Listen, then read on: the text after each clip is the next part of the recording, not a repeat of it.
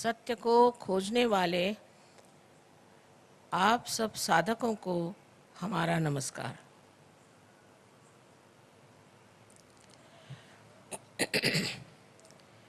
हम जब सत्य की बात कहते हैं तो ये पहले ही जान लेना चाहिए कि सत्य अपनी जगह अटल और अटूट है। उसे हम बदल नहीं सकते, उसे हम अपने दिमाग से परिवर्तित नहीं कर सकते और उसके बारे में हम कल्पना भी नहीं कर सकते। सबसे तो दुख की बात यह है कि इस मानव चेतना में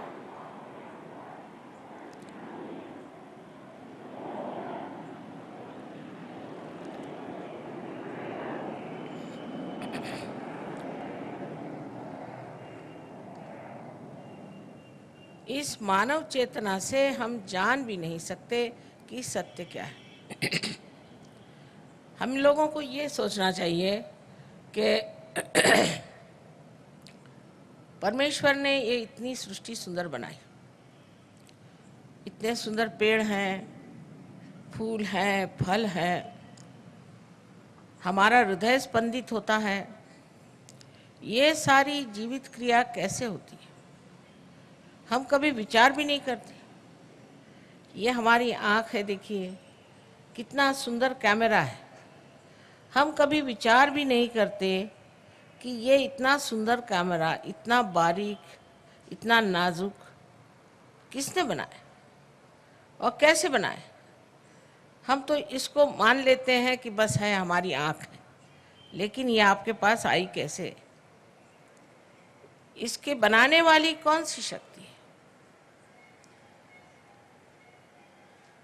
यही शक्ति है जिसे कि पातंजल योग में ऋतंभरा प्रज्ञा कहा गया है और उसे परम चैतन्य, ब्रह्म चैतन्य,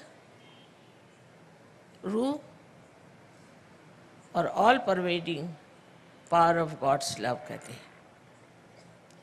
ये सब उसी एक शक्ति के नाम, वही जीवंत शक्ति सब कार्य करती है।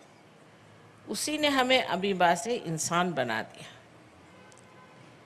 लेकिन अब हमें ये जानना चाहिए कि अगर इंसान बनाना ही आखिरी कार्य था तो इंसान तो परिपूर्ण नहीं है,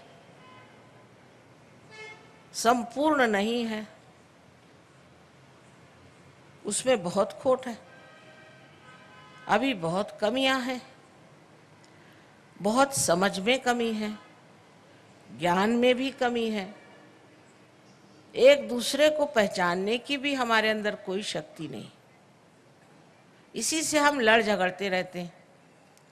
सारी संसार की अशांति इसीलिए है कि मनुष्य सत्य को नहीं जानता, क्योंकि सत्य एकमेव है, एब्सोल्यूट है।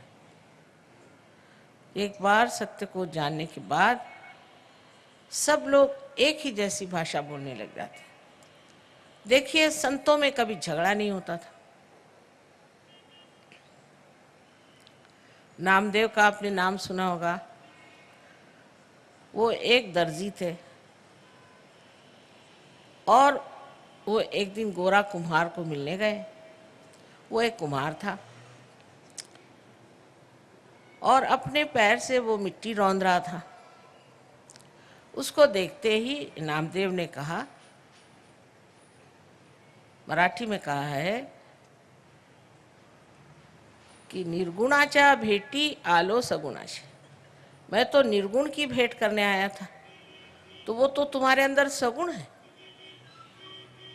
ऐसी भाषा सिर्फ संत ही संतों से कर सकते। इंसान तो आपस में लड़ते ही रहते हैं, एक दूसरों का बुराई सोचते रहते हैं, एक दूसरों को दुखी देते रहते हैं, और अगर कोई अच्छा इंसान हो तो उसको सता सता के मार डालते।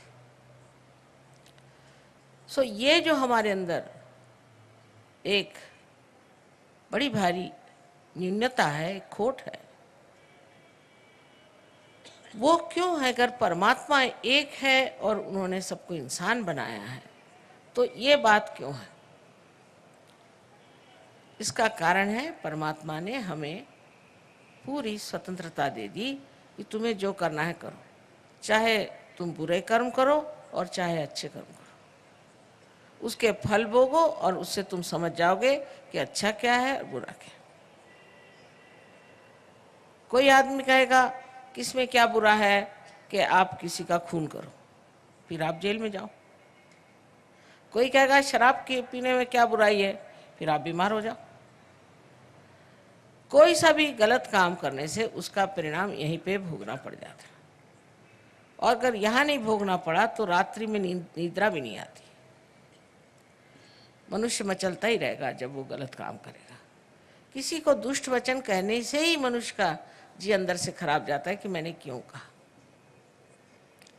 इसका मतलब है कि परमात्मा ने उसके अंदर सत विवेक बुद्धि दे दी है कि वो समझ ले कि बुरा काम है, तो भी वो बुरा काम करता है।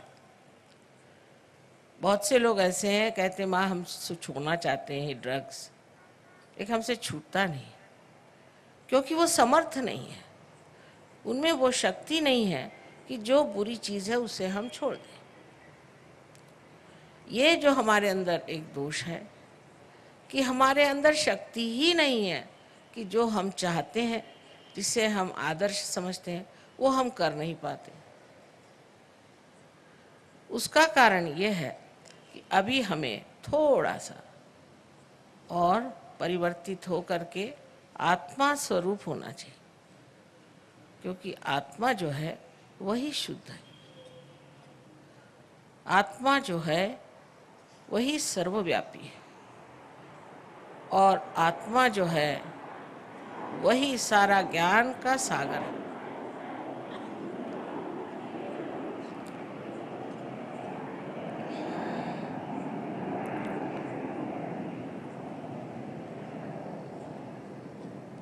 आत्मा से ही आनंद उद्भव होता है। सुख और दुख तो अहंकार की प्रणाली है।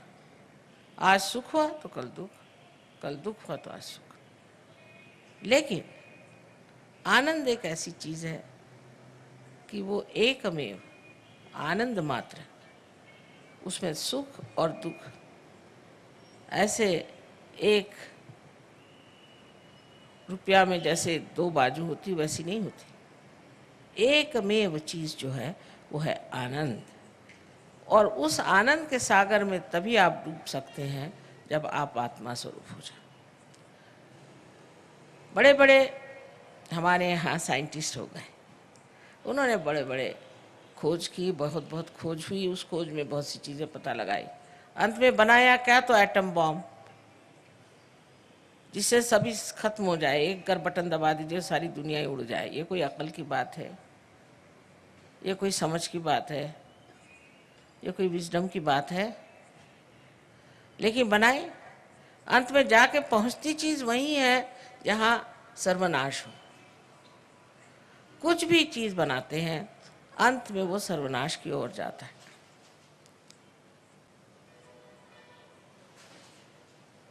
लेकिन जब आप आत्मा स्वरूप हो जाते हैं तो आप में सामूहिकता आ जाती है। माने ये कि जब कुंडलिनी आपकी जागृत होकर के और ब्रह्मरंध्र को छेदती है तो आपका संबंध ये चारों तरफ फैली हुई इस परम चैतन्य की शक्ति से एकाकारिता प्राप्त करती है। इस कुंडलिनी में जैसे इस यंत्र में ये एक कनेक्शन है, इसको लगाए बगैर ये यंत्र पूरी तरह से चल नहीं सकता। उसी प्रकार ये कनेक्शन लगाए बगैर मनुष्य का कोई अर्थ ही निकलता नहीं। जब ये कनेक्शन लग जाता है तब कितनी बातें हो सकती हैं, उसे सोचिए। एक तो ये कुंडलिनी जो है ये शुद्ध इच्छा है, बाकी जितनी भी इच्छाएं अशुद्ध हैं। आज मन किया कि चलो हम एक ज़मीन खरीद लें, फिर एक घर बांध लें, फिर हम एक मोटर खरीद लें, मन तृप्त ही नहीं होता। जिस चीज़ के लिए दौड़ते हैं, जिसको पाने के लिए मेहनत करते हो, जब सामने आके खड़ी हुई लगे दूसरी चीज़ में, उसका आनंद ही नहीं उठाया, दूसरी चीज़ में लग जाते। क्योंकि ये सारी इच्छाएं शुद्ध नहीं, अशुद्ध है। शुद्ध इच्छा हमारे अंदर, चाहे मानो चाहे नहीं मानो, एक ही है। इसके बारे में आप जानिए चाहे नहीं जानिए, उसके लिए आप सतर्क हो या न हो, एक ही इच्छा आपके अंदर है कि हमारी एकाकारिता इस शक्ति के साथ हो जाए। और ये शक्ति परमात्मा के प्रेम की शक्ति, सो ये सोचती भी है, ये सब चीज़ों को बनाती है, सबको इकट्ठा लाती है, सबको कोऑर्डिनेट करती है, समग्र करती है, और सबसे अधिक तो ये प्यार करती है।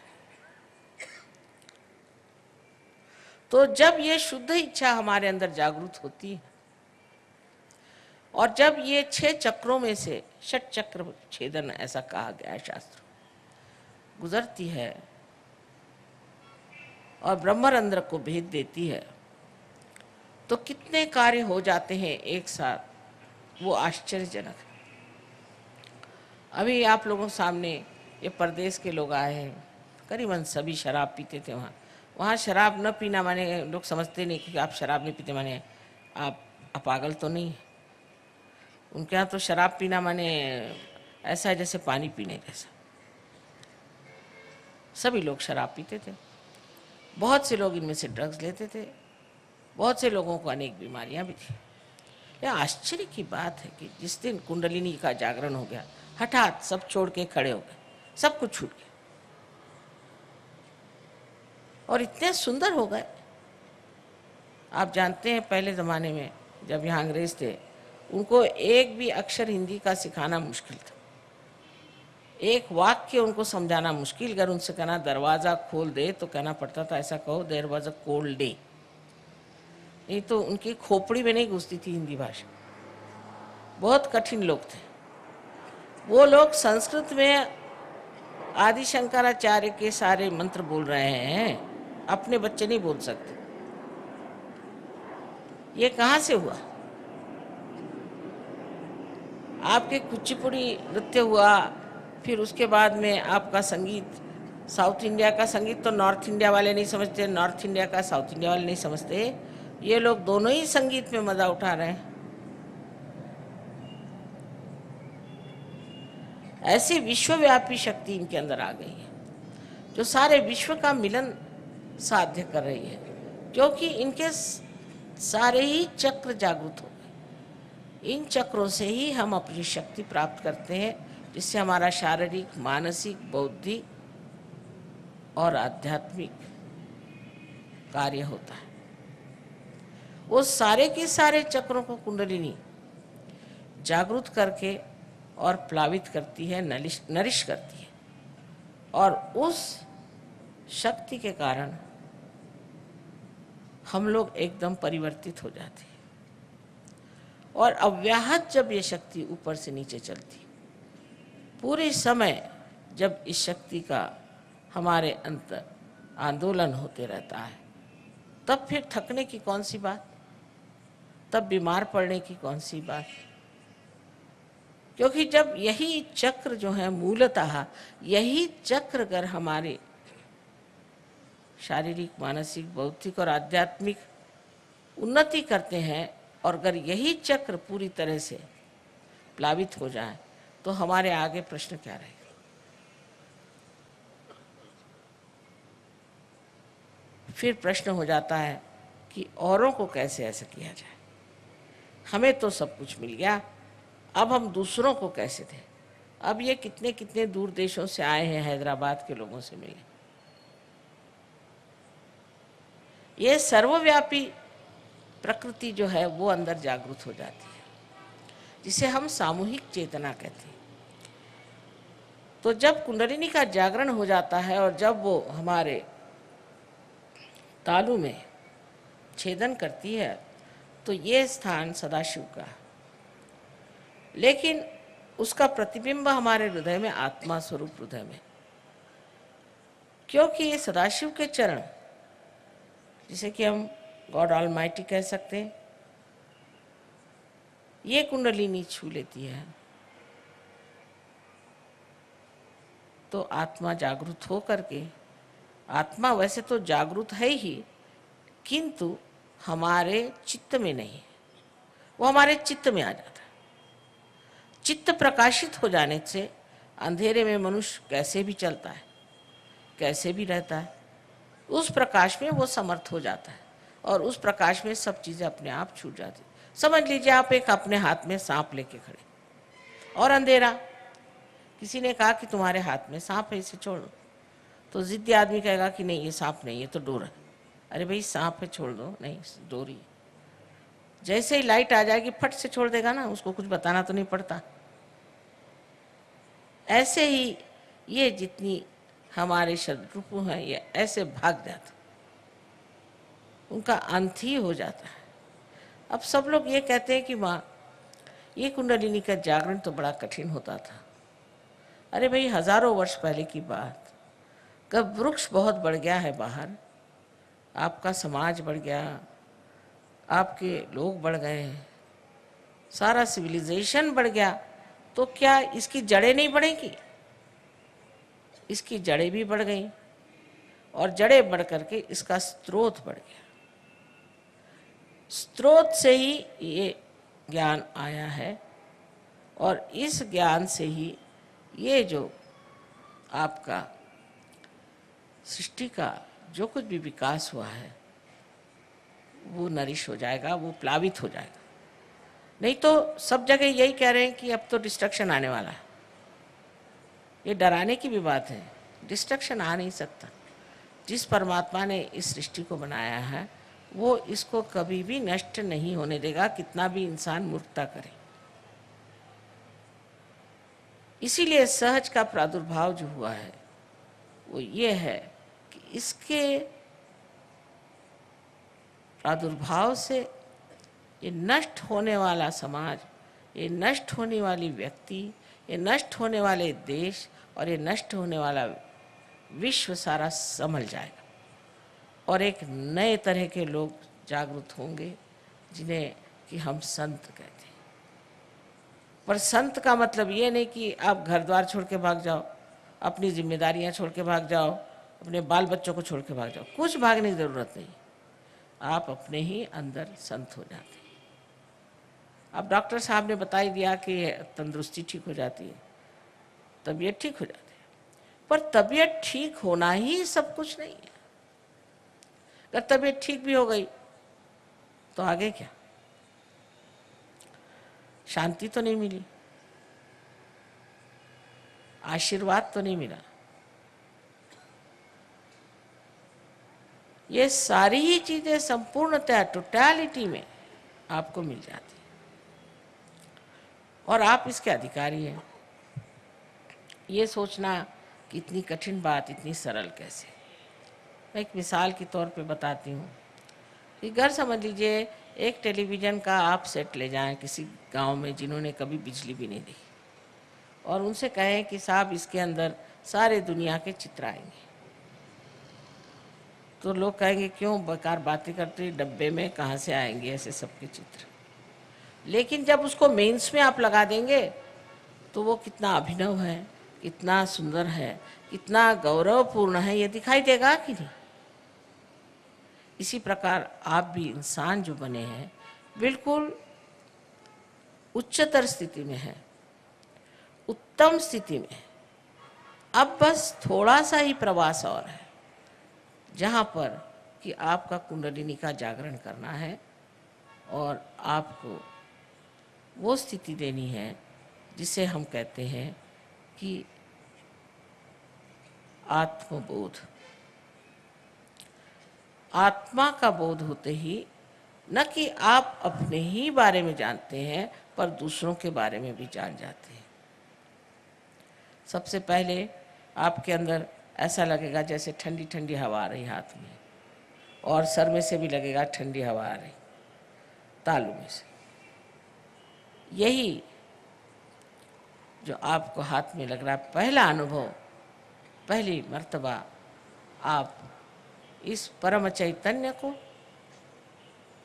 जान रहे हैं, महसूस कर रहे हैं, उसका आपको ज्ञान हो रहा है। इससे पहले आपने इसे जाना नहीं था। उसके बाद दूसरी स्थिति आती है जिसमें आप निर्विकल्प हो जाते हैं। जब आप इसको इस्तेमाल करने लग जाते हैं, आपको आश्चर्य होता है, आप अपने हाथ से कुंडलिनी दूसरों की जगा रहे हैं, लोगों को ठीक कर रहे हैं और आनंद में मगन है। धीरे धीरे बिल्कुल आप निश्चिंत होकर के अनेक शक्तियों को प्राप्त कर लेते हैं और फिर आप निश्चिंत हो जाते हैं। आप में कोई विकल्प नहीं रह जाता, कोई शंका नहीं रह जाती, आप निर्विकल्प में उतर जाते हैं बहुत आसानी से। और उसके बाद आप लोगों को देने लगते हैं। पहले जब तक दीप में प्रकाश नहीं होता उसे जलाया जाता है, और जब दीप में प्रकाश आ जाता है तो फिर वो सबको प्रकाश देता है। एक दीप से अनेक दीप जल सकते हैं। इसी प्रकार सहयोग बहुत जोरों में फैल रहा है।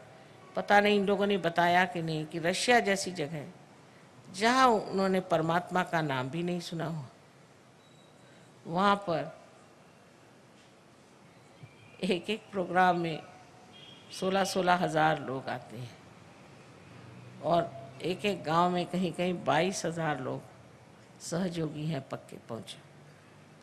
सो ये देश अपना जो संतों की भूमि, जो योग भूमि है, जहाँ पर लोग इतना धर्म का कार्य कर गए, ये लोग तो सोचते हैं आप लोग महाभाग जो ऐसी महान देश में आप पैदा हुए,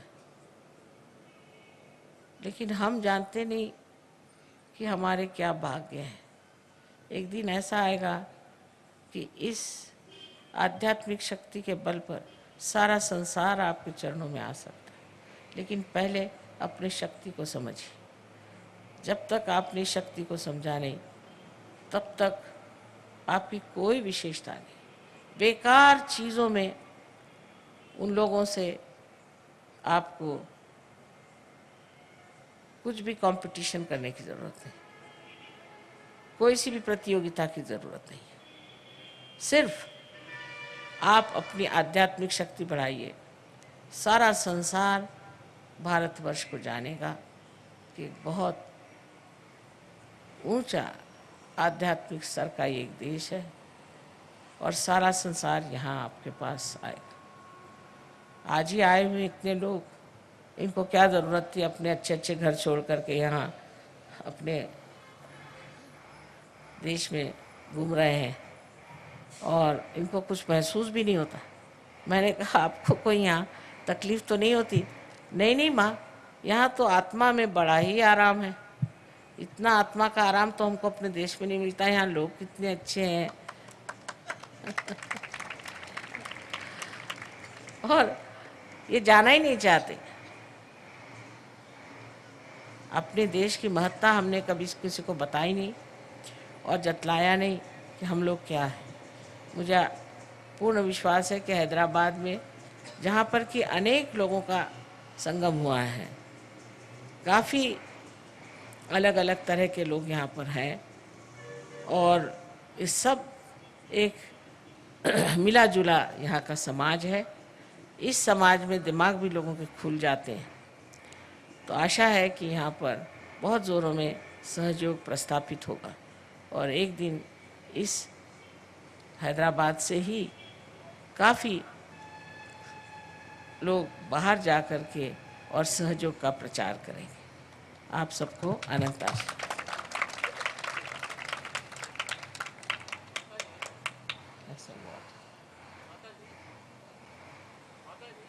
इसके ऊपर हम सीरियल क्यों नहीं बना सकते प्रचार के लिए?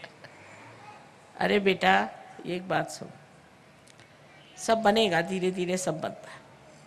सीरियल भी बना लेना सबको। बना सकते हैं। अच्छा, वो भी बना लेना तू। लेकिन एक बात है, अब देखो इस हैदराबाद में कितने लोग हैं, उसमें से कितने लोग आए। जिसका नसीब होएगा वही तो आएगा। तुम 17 सीरियल बनाओ, नहीं तो कुछ भी। नसीब की बात है, समझने की बात है। अभी सबसे कहा कि भाई पैर मत छुओ, मैं चल रही हूँ, फट से पैर पकड़ोगे तो गिर जाऊंगी, वो तक तो लोग समझते नहीं। फड़ाक से पैर में एकदम पकड़ लिया, मैं गिरने ही वाली थी। जब इतनी भी समझ नहीं, वो क्या सीरियल के असर में घुसेगा?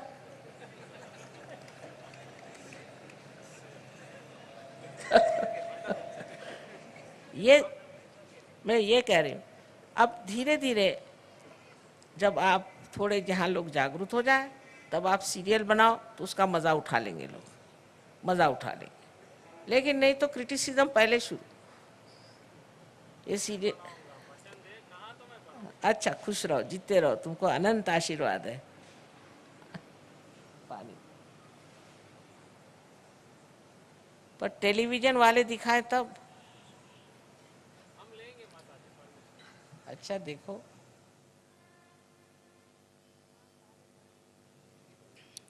वहाँ सारे प्रदेश में सारे टेलीविजन पे हमारे भाषण हुए, सिवाय अपने देश में।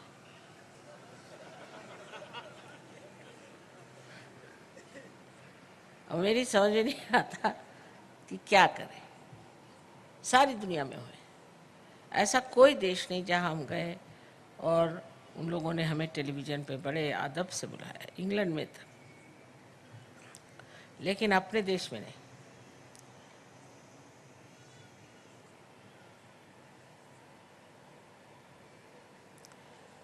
तो अब हम लोग, एक बात और भी होती है कि लोगों के मन में बहुत से प्रश्न होते हैं, तो आप लोग जो कुछ आपके प्रश्न हैं उसे आप लिख करके, और कृपया कल आप लेते आइएगा, मैं सबके आपको जवाब दे दूँ।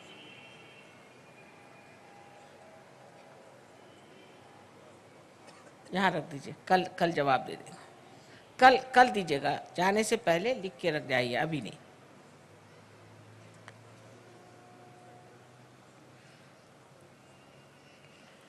प्रश्नों के बारे में एक बात है कि जो प्रश्न पर्सनल है उनकी बात छोड़िए, पर जो और प्रश्न है कि मैंने ये किताब पढ़ी थी उसमें था, वो गुरु ने ऐसा कहा और फलाने में ऐसा लिखा है और ठिकाने में, क्या भाई लिख के चले गए, वो अब नहीं है। अब मैं बैठी हूँ, मुझसे पूछो। जब जिंदा होता है कोई तो उसको कोई नहीं पूछेगा, बाद में उसके मंदिर बनाएंगे, फलाना बनाएंगे, क्योंकि वो अब जिंदा नहीं है ना। और जिंदा जो गुरु बैठा रहेगा वो तो कहेगा कि बेटे तू ये क्या कर रहा है, तो जिंदा को नहीं मानना चाहिए। एक खास प्रिंसिपल है इंसान का कि कोई जिंदा हो तो उसको नहीं मानो, मरने के बाद।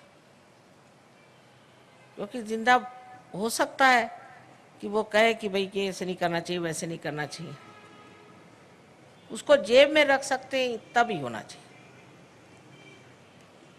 अब रही बात सवाल जवाब, सो मैं काफ़ी होशियार हूँ, क्योंकि अब 21 साल से ये धंधा कर रही हूँ।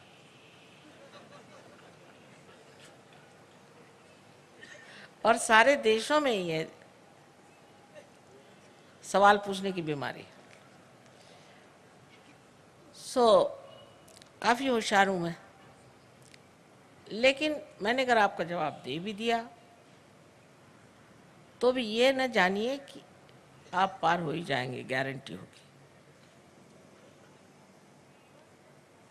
ये एक जीवंत क्रिया है। इससे आप समझिए कि एक छोटा सा बीज है, उसको आपने ज़मीन में छोड़ दिया तो ये पृथ्वी ने उसको जन्म दे दिया। अब उसके लिए आप कुछ सवाल पूछो, मंत्र पढ़ो, कुछ करो, कुछ नहीं होता।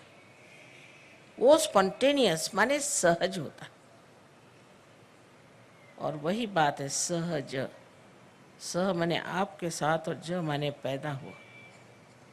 ऐसा ये योग का साधन आप हरेक का जन्म सिद्ध अधिकार है, इसे आप सब प्राप्त करें। और ये कभी मत सोचे कि मुझसे नहीं होगा और मैं कैसे हो सकता हूं।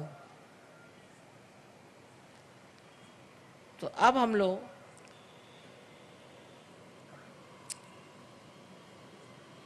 आत्म साक्षात्कार को प्राप्त करें। इसी क्षण। लेकिन शुद्ध इच्छा होनी चाहिए। जिनको शुद्ध इच्छा नहीं है उन पर जबरदस्ती नहीं हो सकती, और जिनको आत्म साक्षात्कार नहीं चाहिए हो वो कृपया चले जाएं तो अच्छा है, दूसरों को देखना ठीक बात नहीं। शिष्टता के नाते वो चले जाएं। लेकिन जिनको आत्म साक्षात्कार चाहिए वो बैठे, कोई तकलीफ नहीं होती, कोई परेशानी नहीं होती, कोई भय शंका न रखे। अब इसके लिए आपके ऊपर 3 कंडीशंस हैं। पहला तो ये कि आपको पूरा आत्मविश्वास होना चाहिए कि आपको आत्म साक्षात्कार मिल ही जाएगा।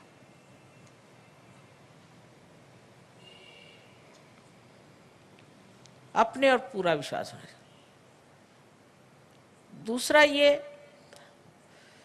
कि मैं दोषी हूँ, मैं पापी हूँ, मैं खराब हूँ। मतलब दुनिया भर के लोग पढ़ाते भी रहते हैं, बताते रहते हैं आप पापी हैं, पापी हैं, तुम पाप कर रहे हो, मेरे को पैसे दो, तुम्हारे पाप मैं धो दूंगा। ऐसे भी बहुत से लोग हैं, खुद ही पाप कर रहे हैं दूसरों को पैसे लेकर के, वो क्या पाप धोएंगे? कोई पापी नहीं, माँ की नज़र में कभी कोई पापी नहीं। हाँ, राक्षस है, दुष्ट है, लेकिन कोई पापी नहीं है। तो ये सोचना है कि भटके हुए लोग हैं, अंधेरे में बैठे हैं, अज्ञान में बैठे हैं, लेकिन कोई भी संसार में पापी नहीं है। तो दूसरी बात है कि मैं दोषी हूँ, मैं गिल्टी हूँ, ऐसे पहले ही से सोच के बैठोगे तो कुंडलिनी चढ़ेगी नहीं। यहाँ पर ये चक्र है लेफ्ट साइड में, ये पकड़ जाता है, और जो लोग ऐसा सोचते हैं उनका ये चक्र हमेशा पकड़ता है। और आपको पता है इस चक्र को पकड़ने से कितनी खराब बीमारियां हो जाती हैं।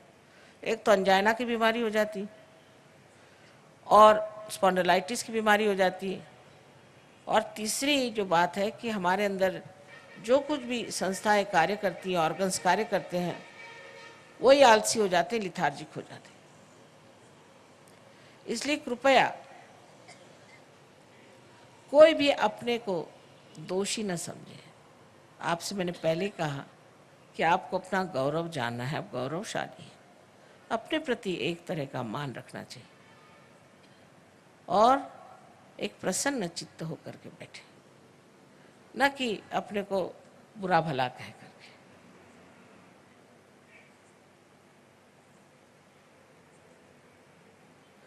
तीसरी जो शर्त है वो ये कि आप सबको एक साथ माफ कर दें। आप सब लोग कहेंगे कि सबको माफ करना बहुत कठिन, ये तो बहुत ही कठिन है। बहुत से लोग कहते हैं, खासकर विलायत में लोग कहते हैं कि माफ करना कठिन। अब भाई जरा सोचिए, आप माफ करते या नहीं करते, करते क्या हो? कुछ भी नहीं करते। जरा विचार करें, सिर्फ दिमागी जमा खर्च है कि हम माफ नहीं कर सकते। लेकिन उसका परिणाम क्या? कि हम गलत लोगों के हाथों में खेल रहे हैं। जिन्होंने हमें सताया, हमें छला, वो तो आराम से कूद रहे हैं, और हम अपने को छल रहे हैं कि हम उनको माफ नहीं कर सकते, रात दिन उनको याद कर करके दुख पा रहे हैं। एक साथ सबको माफ करो। ऐसे लोगों को याद भी करने की जरूरत नहीं है, सबको एक साथ आप माफ कर दीजिए, एक साथ। देखिए कितना हल्कापन आ जाएगा सर में। ये तीसरी शर्त।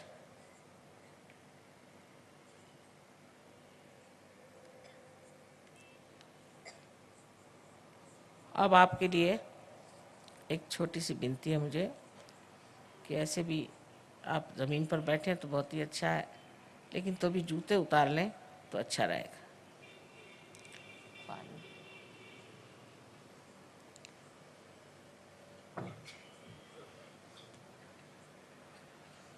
उन्होंने कहा था अंग्रेजी में भी बात करिए, अब अंग्रेजी बोल बोल के मैं थक गई, तो मैंने कहा आज हिंदी में बात करूंगी, आप लोग हिंदी तो समझते हैं।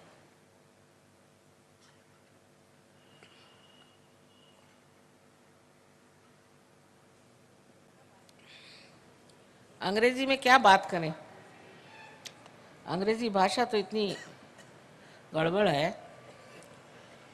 कि आत्मा को भी स्पिरिट बोलेंगे, शराब को भी स्पिरिट,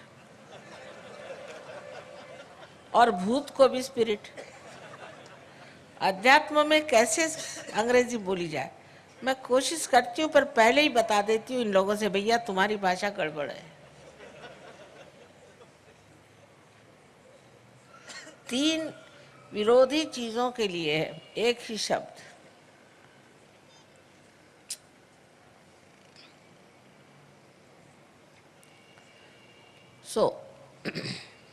अब आपको जूते उते उतार लें आराम से। जो लोग कुर्सियों पे बैठे हैं वो भी जूते उतार के दोनों पैर अलग करें। जो जमीन पर बैठे हैं वो सबसे ठीक है।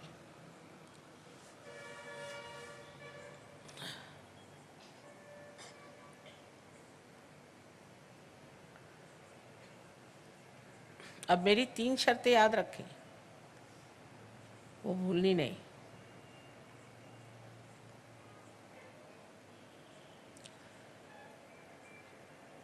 अब सबसे पहले आपको हम दिखाएंगे कि किस तरह से आप अपनी ही कुंडलिनी आज जागरूक करेंगे, किस तरह से। कैन यू कम अप सोना? आज we speaking Hindi, so let us have some Hindi speaking. आज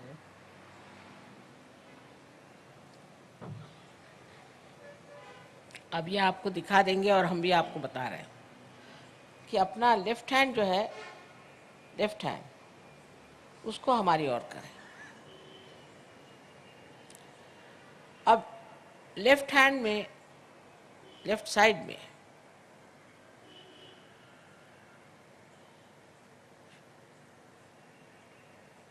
जो शक्ति है वो इच्छा शक्ति है, पावर ऑफ डिजायर, इच्छा शक्ति। जब आपने ऐसे हाथ कर दिया तो आपने ये कह दिया है कि हमें इच्छा है कि माँ हमें आत्म साक्षात्कार मिले। इसको पूरी समय ऐसा रखें। और राइट हैंड जो है ये क्रिया शक्ति है, इसी से हम अपने चक्रों को ठीक करेंगे। तो सबसे पहले राइट हैंड हम अपने हृदय पे रखेंगे।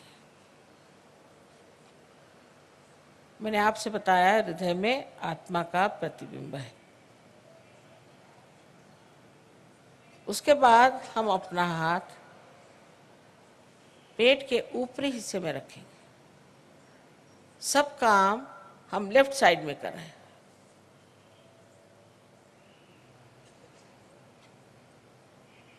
ये हमारे गुरु का स्थान है। माने बड़े बड़े जो सद्गुरु हो गए उन्होंने हमारे लिए ये चक्र बनाया हुआ है, और इसकी जागृति से आप अपने गुरु हो जाते हैं। फिर अपना हाथ पेट के निचले हिस्से में रखें, लेफ्ट हैंड साइड में।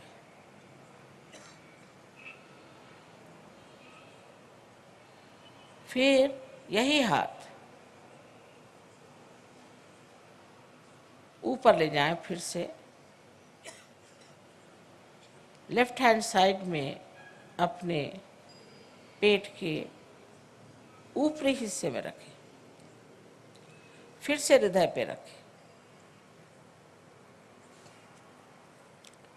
अब ये हाथ अपनी गर्दन और अपना कंधा इसके बीच के कोण के ऊपर रखें, कोण में जहाँ तक पीछे जा सकता है, और गर्दन को राइट साइड में मोड़ लें।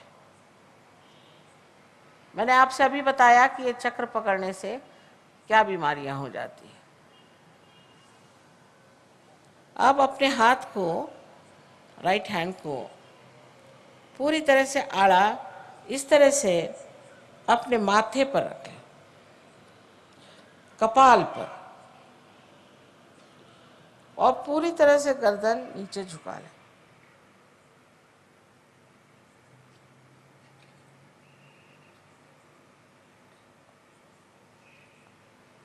ये चक्र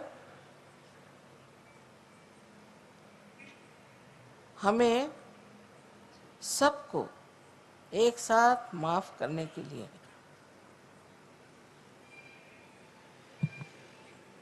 अब अपना राइट हैंड सर के पीछे के हिस्से में डालें और सर को पीछे की ओर मोड़ दें, जहां तक मोड़ सकते हैं।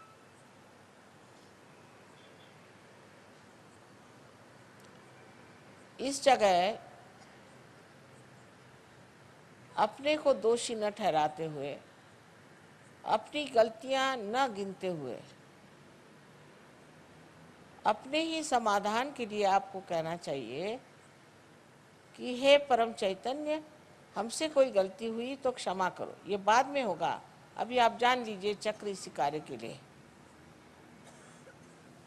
अब अपना हाथ पूरी तरह से फैला दीजिए और हथेली के बीच का हिस्सा बराबर आपके सर के तालू के ऊपर रखा जाए और उसे पूरी तरह से दबाने के लिए उंगलियां बाहर की ओर खींच लें, बहुत जरूरी है। तालू पर रखा जाए और उंगलियां बाहर की ओर पूरी तरह खींच लें और सर को पूरी तरह से नीचे झुका लें। अब आप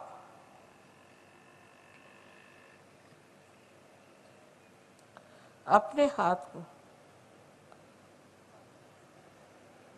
पूरा दबाव डाल करके इस तरह से घुमाएं कि आपके सर की जो स्कैल्प है, चमड़ी है, वो घूमेगी घड़ी के कांटे जैसे। उस दिशा से घुमाइए जैसे घड़ी के कांटे घूमते हैं, 7 मरतबा।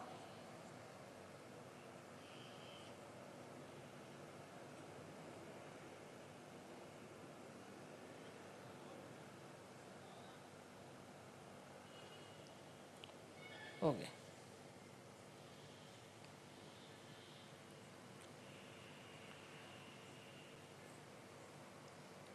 इतना ही बस करना है। अब आपके पास चश्मा हो तो निकाल लीजिए, क्योंकि अब आंखें बंद करनी है। और पेट पे अगर कुछ चीज़ तंग हो या गर्दन में तो उसे भी ज़रा कम कर लें। और सब लोग इसे करें पूरी तरह से।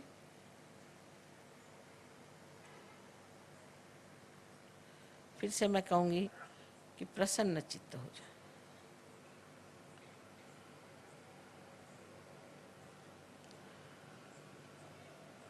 अब आप आंखें बंद कर लें, कोई भी आंख न खोलें, आंख बंद कर लें और अपना हाथ हृदय पे रखें।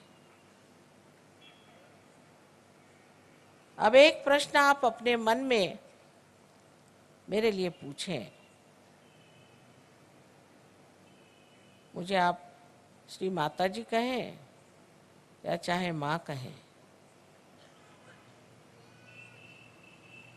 आप प्रश्न पूछिए, माँ क्या मैं आत्मा हूँ? 3 बार प्रश्न पूछे।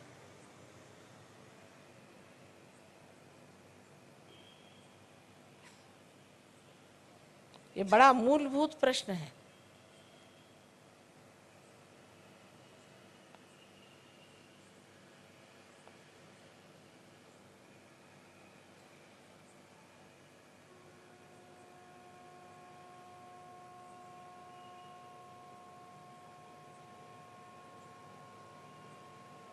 अब आप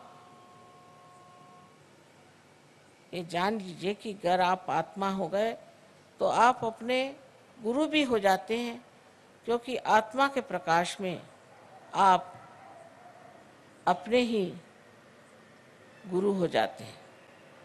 इसलिए आप कृपया अपना राइट हैंड पेट के ऊपरी हिस्से में रखें, लेफ्ट हैंड साइड पर उंगलियों से दबा लें इस गुरु तत्व को। अब यहाँ दूसरा प्रश्न मुझसे करें, माँ क्या मैं स्वयं का गुरु हूँ? माँ क्या मैं अपना ही गुरु हूँ? क्या मैं अपना ही मास्टर हूँ? ये सवाल आप मुझसे 3 बार पूछिए अपने मन में।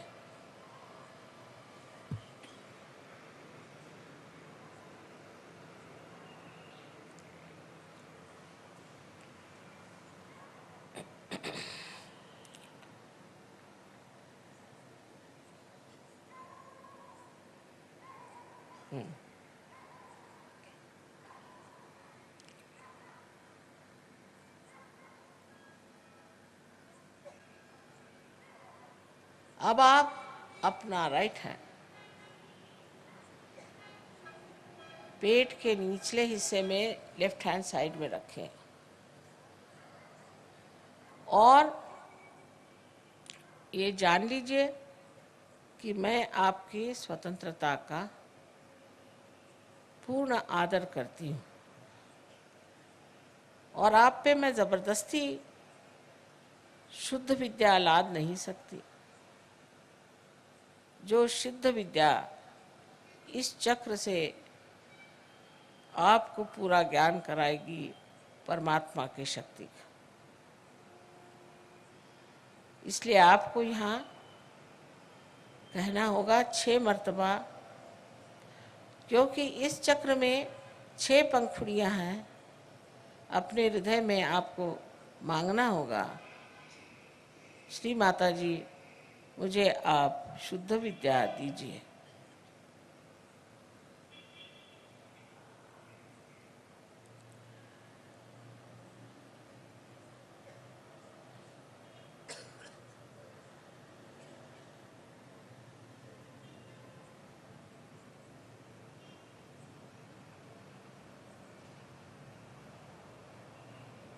अब आप अपना हाथ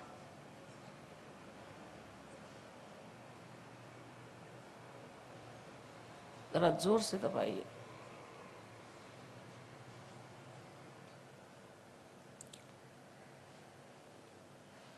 जैसे ही आप शुद्ध विद्या मांगते हैं वैसे ही कुंडलिनी का जागरण शुरू हो गया। लेकिन उसके लिए ऊपर के जो चक्र हैं उन्हें हमें खोल देना होगा।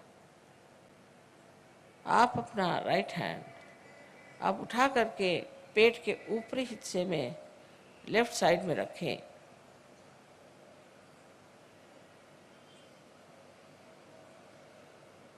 और पूर्ण आत्मविश्वास के साथ, आत्मविश्वास से ही चक्र खुलेंगे।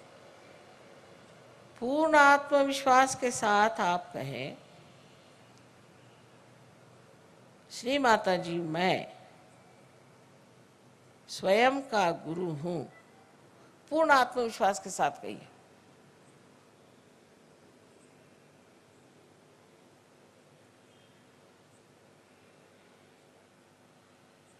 10 मर्तबा, 10 बार कहिए, 10 टाइम्स।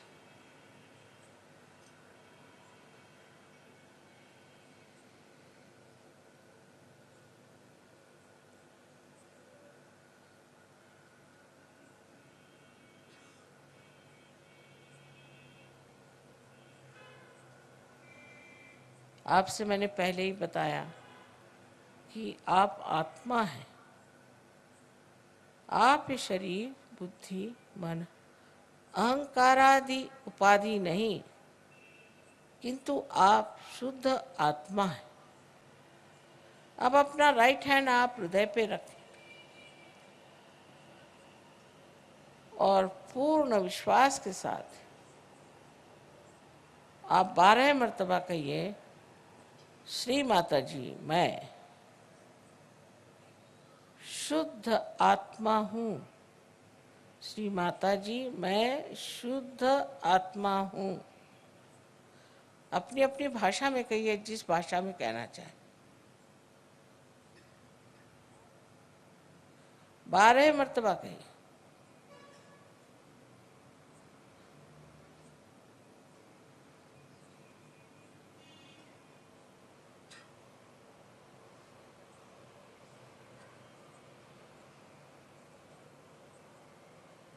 अब एक बात फिर से कहूँगी कि आप दोषी नहीं हैं, आप पापी नहीं हैं। आप अपने को न्यूनता में न उतारें। आप मानव हैं और गौरवशाली हैं।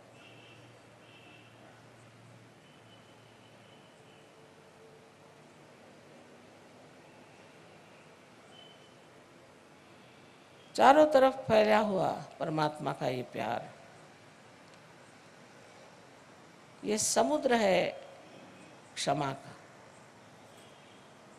आप कोई ऐसी गलती नहीं कर सकते कि जो इस समुद्र में पूरी तरह नष्ट ना हो जाए। इसलिए आप अपने ही को क्षमा करें और अपना राइट हैंड, अपना कंधा और अपनी गर्दन इसके बीचों बीच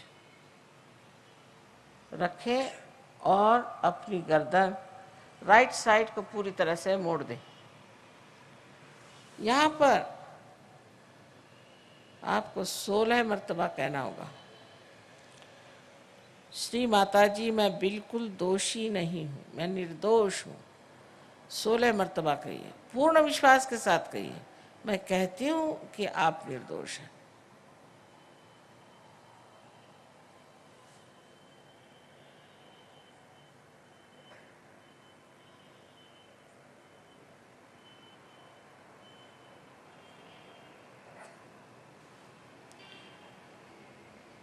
फिर से यही कहना है कि आप किसी को क्षमा करें या न करें, आप कुछ नहीं करते, पर अगर आप क्षमा नहीं करते हैं तो आप गलत हाथों में खेलते हैं।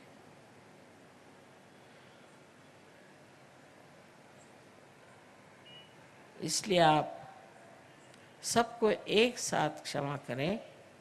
अपना हाथ राइट हैंड अपने माथे पर, अपने कपाल पर आड़ा रखें, दबाएं दोनों साइड में, नीचे गर्दन झुका लें और यहाँ पर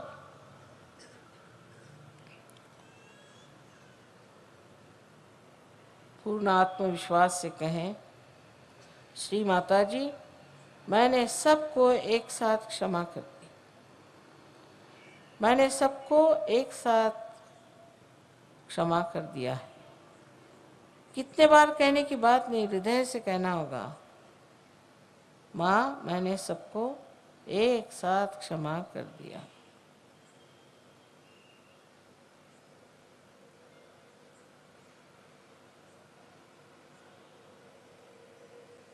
अब राइट हैंड को पीछे ले और अपने सर पीछे की ओर झुका ले। इस जगह अपने समाधान के लिए अपनी गलतियां न गिनते हुए, अपने को दोषी न ठहराते हुए, अपने ही समाधान के लिए आपको कहना होगा हृदय के साथ, हे परम चैतन्य, हमारे हाथ से अगर कोई गलती हुई हो, जाने अनजाने, तो कृपया माफ कर दीजिए। ये भी हृदय से कहें, कितने बार कहने की बात नहीं।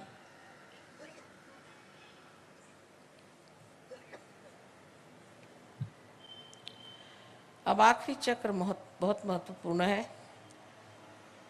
लेफ्ट हैंड हमारे और रखें, दोनों पैर अलग रखें, जो नीचे बैठे हैं वो आराम से बैठे रहें, लेकिन अब अपने हाथ को पसार लें, हथेली को पूरी तरह से खींच लें और उसके बीचों बीच जो जगह है उसको आप बराबर अपने तालू पर, जो कि आपके बचपन में एक बहुत स्निग्ध सी हड्डी थी, उस पर रखें और अपनी गर्दन झुका लें पूरी तरह से।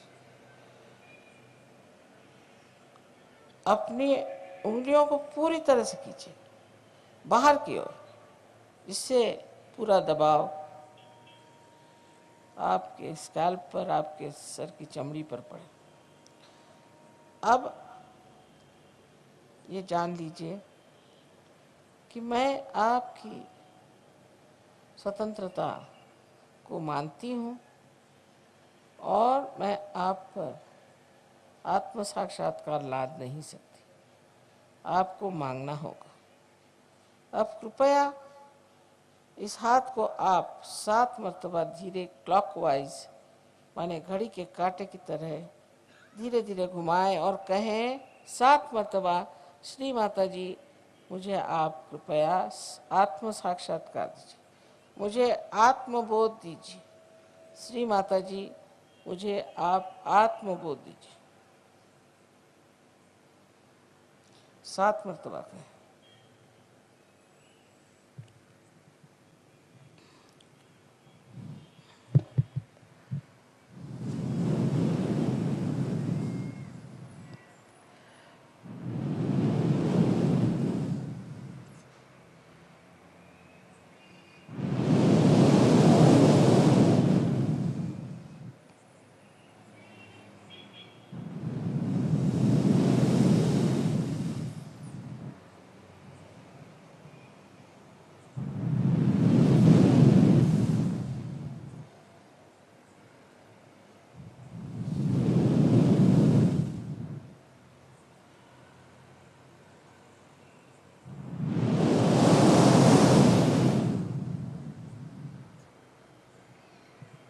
अब धीरे धीरे अपनी आंखें खोलें। अब दोनों हाथ मेरी ओर करें इस तरह से और मेरी ओर देखें और निर्विचार हो जाइए, विचार मत करें।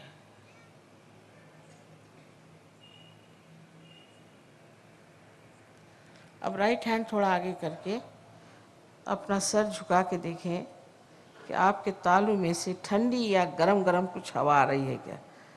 सर के ऊपर हाथ रखें, उसको छुए नहीं, दूर से देखें। किसी किसी को बहुत दूर तक आती है हवा, आ रही ठंडी हवा, देखिए सर में से आ रही। राइट हैंड मेरे ओर करें, राइट हैंड मेरे ओर करें, लेफ्ट हैंड से देखिए। पहले राइट हैंड करें मेरे ओर, हाँ अब लेफ्ट हैंड से देखिए। राइट हैंड हाँ मेरे ओर करें, लेफ्ट हैंड से देखिए, आ रही। अच्छा अब लेफ्ट हैंड मेरे ओर। अब गर्दन झुका के देखिए, राइट हैंड से आ रही क्या, देखिए सब आ रही। एक सवाल पूछे कि श्री माता जी क्या यही परम चैतन्य है, यही क्या परमात्मा की प्रेम शक्ति है। 3 बार कोई सा भी एक प्रश्न करें, ऊपर गर्दन करके आकाश की ओर देखिए।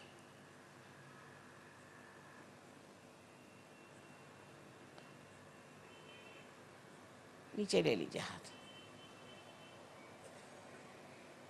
ऐसे रखें हाथ। जिन लोगों के तालू से या हाथ में, उंगलियों में ठंडी या गर्म हवा आ रही हो, वो सब लोग हाथ ऊपर करें। पूरा हैदराबाद ही पार हो गया। सबको आपको नमस्कार, सब संतों को नमस्कार, अनंत आशीर्वाद है। मेरे और ठंडी हवा आ रही, देखो बिल्कुल एक पत्ता नहीं हिल रहा है, लेकिन ठंडी हवा आ रही तुम लोगों से। बड़े संत साधु बैठे हैं हैदराबाद में। अनंत आशीर्वाद है सबको, अनंत आशीर्वाद है।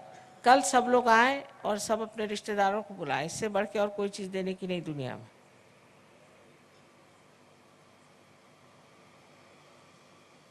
और अब मौज से घर पे जाएं, इस पे तर्क वितर्क न करें, तर्क वितर्क की बात नहीं है।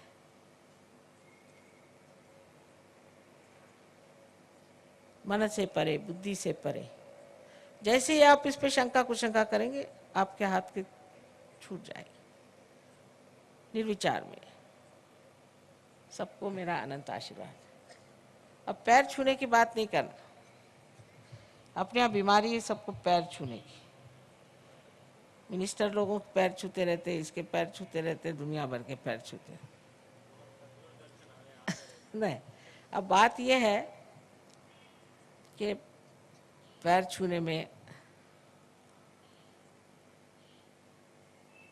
जब तुमको मैं कुछ खास दे दूंगी तब पैर छूना, ऐसे क्यों छू रहे हो पैर? जब तुम निर्विकल्प में हो जाओगे तब पैर छूना। अभी तो शुरुआत हुई है बेटे, समझ गए ना? सो खुश रहो।